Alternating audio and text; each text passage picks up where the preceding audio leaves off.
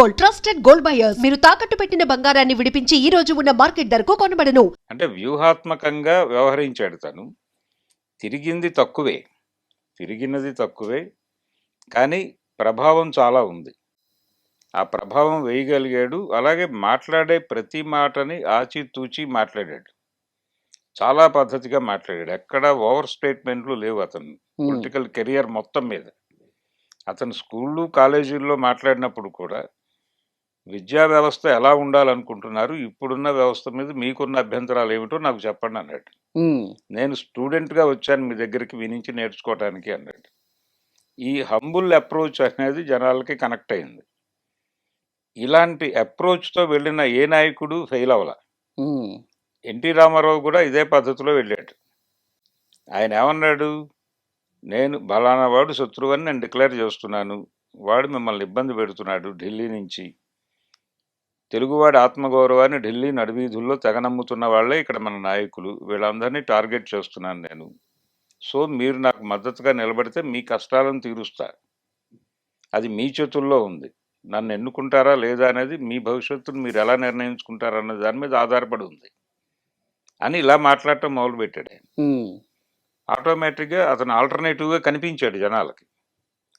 ఆ ఆల్టర్నేటివ్ అనే అభిప్రాయం జనాల్లో నాటటమే నాయకుడు చేయాల్సిన పని. అది చేసి దాని ద్వారా విజయం పొందాడు. జగన్ కూడా చేయగలిగాడు అది.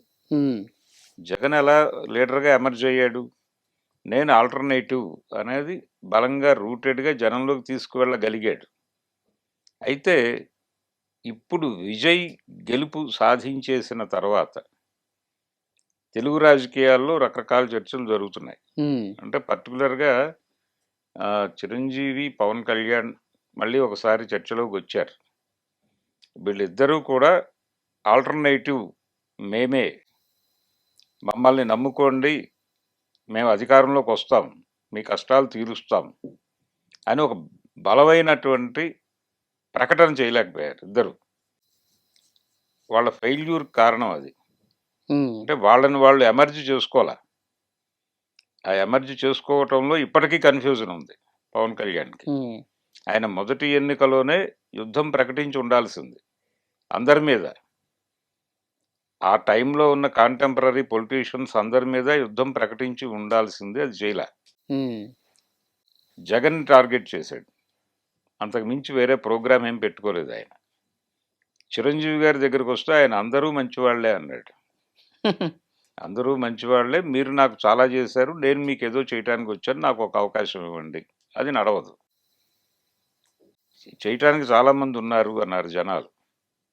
సో ఆ ఎన్నికల్లో ఆయన బలంగా ప్రతిపక్ష ఓటు చేల్చగలిగాడు. కానీ ఒక రకంగా వైఎస్ రెండోసారి ముఖ్యమంత్రి కావటానికి చిరంజీవి గారి సహకారమే చాలా ఉంది. ఆయన కంట్రిబ్యూషన్ వల్లనే ఆయన రెండోసారి సీఎం కాగలిగాడు. ఇక్కడ కూడా అదే వర్కౌట్ అవుద్దేమో, విజయ్ కంట్రిబ్యూషన్ వల్ల డిఎంకే మళ్ళీ గెలుస్తుందేమో. అదే కదా వాళ్ళు ప్రచారం చేసింది నేషనల్ మీడియాలో. అవును, ఎన్డీటీవీ దగ్గర నుంచి మొదలుపెట్టి ప్రచారం చేసింది అదే. వాళ్ళు వాంటెడ్గానే చేశారు. ఇలా రెండు రకాల ప్రచారాల మీద ఆయన ఒక్క కామెంట్ చేయలే, ఒక్క కామెంట్ ఎక్కడా చేయలేదు. ఇంటర్వ్యూస్ అతిగా ఇవ్వలేదు, ఇంటర్వ్యూస్ ఇవ్వలేదు ఎక్కడా కూడా. నేను ఓపెన్గానే బహిరంగ సభల్లో చెప్తున్నాను కదా, నేను పెట్టుకుంటున్న సభల్లో నా విధాన ప్రకటన నేను చేస్తున్నాను. విడిగా మీతో ఏం మాట్లాడాలి, నేను ప్రాక్టికల్గా ఇబ్బందులు వచ్చినప్పుడు మనం మాట్లాడుకుందాం అని చెప్పాడు మీడియాతో. ఓకే, తప్ప ఎక్కడ 1-to-1 ఇంటర్వ్యూస్కి ఇలాంటి వాటికి కూడా వెళ్ళలేదు తను. అలా స్టేబుల్గా నిలబడటము, హంబుల్గా ఉండటం, ఇవన్నీ కలిసి వచ్చినాయి. ఓకే సార్, సెకండ్ లేడీ ప్రభావం అని చెప్పి ఒక చర్చ విపరీతంగా జరుగుతుంది. గతంలో జయలలిత, ఇప్పుడు త్రిష. అంటే జయలలితకి ఒక ట్రావెల్ ఉందండి, పొలిటికల్ ట్రావెల్ ఉంది. అంటే ఈజీగా అనేస్తున్నారు కానీ ఆవిడ ఎంజీఆర్తో సినిమాల్లో హీరోయిన్గా నటించి ఉండొచ్చు. ఆయన 72లో బయటకు వచ్చినప్పుడు కూడా ఆవిడ అండగా ఉన్నారు. ఆ తర్వాత ఆయన పార్టీ పెట్టినప్పుడు, పార్టీ అధికారంలోకి వచ్చేటప్పుడు ఆవిడ పార్టీ ప్రచార కార్యదర్శిగా పనిచేశారు. ఆ పదవిలో ఉంది ఆవిడ. ఆ తర్వాత జయలలితతో ఆయనకు డిఫరెన్సెస్ వచ్చినాయి ఎంజీఆర్కి. వచ్చిన సందర్భంగా ఆయన సున్నితంగా రాజ్యసభకు పంపించాడు ఆవిడని.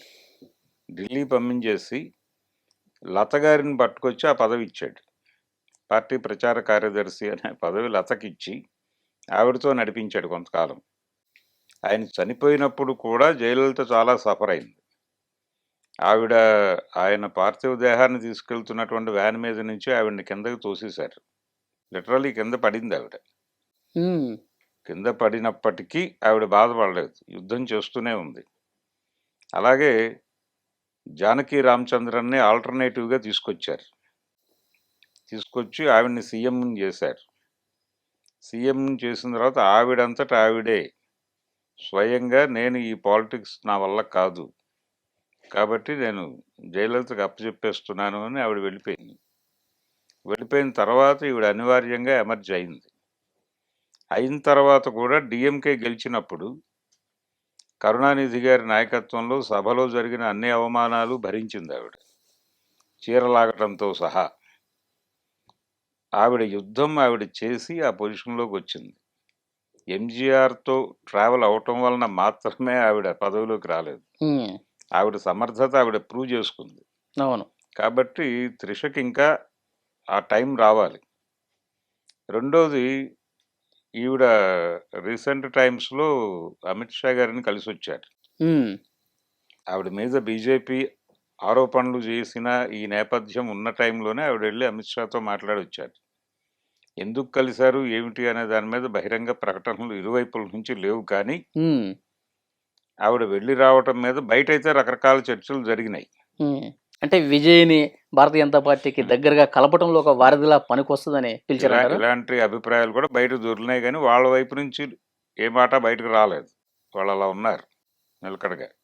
అయితే మొన్న ఒక పిలుపు వచ్చింది ఈయనకి, ఏదో ఎగ్జిట్ పోల్స్ వచ్చిన తర్వాత బీజేపీ అధినాయకత్వం నుంచి ఒక ఫోన్ కాల్ వచ్చింది. వచ్చి మాట్లాడితే మనం ఏదో ఒకటి మాట్లాడదామని. అంటే వాళ్ళ ఉద్దేశం ఏంటి, ఇతనికి ఒక 50 వస్తే ఏడీఎంకేని టీవీకేని కలిపి ఒక కూటమిని ఎస్టాబ్లిష్ చేసి విజయ్ని ముఖ్యమంత్రిని చేసి తమ కంట్రోల్లో పెట్టుకోవాలి అనేది ప్రోగ్రాం. ఈ ప్రోగ్రాంలో భాగంగానే త్రిషని వాళ్ళు ఇన్వైట్ చేసి మాట్లాడి ఉండొచ్చు.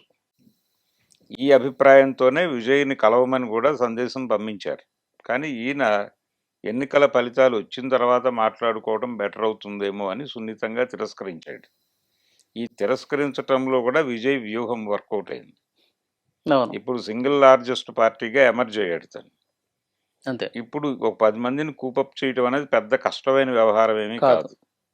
అది ఆర్గనైజ్ చేసి నేను పార్టీ పెట్టిన మొదటి రోజు ఏం మాట్లాడానో అదే స్టాండ్ మీద ఉన్నాను, నేను కేంద్రంలో ఉన్నటువంటి బీజేపీకి కూడా సమాన దూరంలోనే ఉంటాను ఉమ్, అనే స్టాండ్లో ఏ మార్పు లేదు అని గనక అంటే అప్పుడు బీజేపీ ఆపరేషన్ తమిళనాడు అనే మిషన్ ఫెయిల్ అయినట్టుగానే భావించాలి. ఉమ్, అంటే డిఎంకేని కొట్టేసి తన చెప్పు చేతల్లో ఉండే ప్రభుత్వాన్ని అక్కడ ప్లాంట్ చేయాలి అనేది వాళ్ళ ఒరిజినల్ వ్యూహం.